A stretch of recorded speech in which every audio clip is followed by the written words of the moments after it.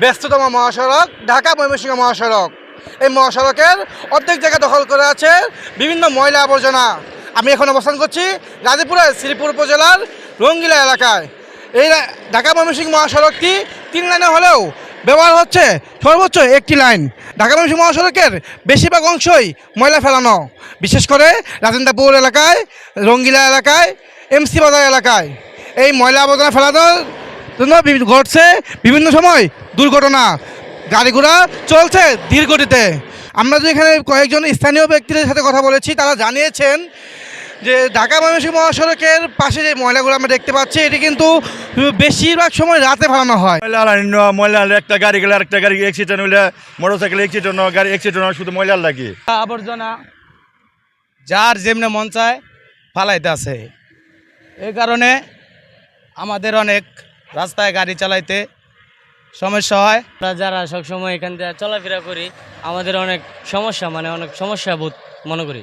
এখানে প্রতিটি যানজটের সৃষ্টি হয়, সবসময় মনে করেন কি যানজট লাগিয়ে থাকে এখানে ময়লার কারণে। এইখানে ময়লার জন্য অনেক অ্যাক্সিডেন্ট হয়েছে, আরও আগে 2-3টা অ্যাক্সিডেন্ট আমার চোখের সামনে হয়েছে, কেননা আমি এখানে গ্যারেজে সারাক্ষণ থাকি।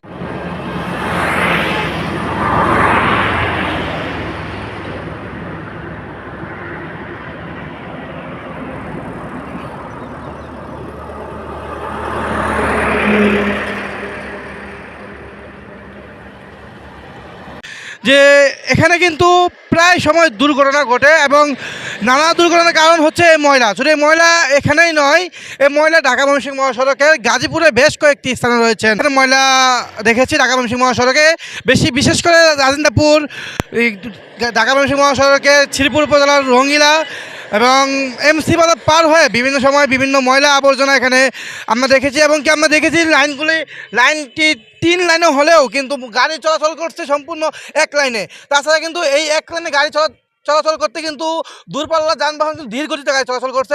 এর জন্য কিন্তু অতিরিক্ত সময় বের করতে হচ্ছে জনসাধারণের। তাছাড়া সচেতন মহলের দাবি এই ময়লা অতি শীঘ্রই অপসারণ করা হোক, তা না হলে সামনে ঈদকে সামনে রেখে অতিরিক্ত যানজটের সৃষ্টি হবে। এ ছিল গাজীপুর থেকে MS Hridoy Khan, movie Bangla television.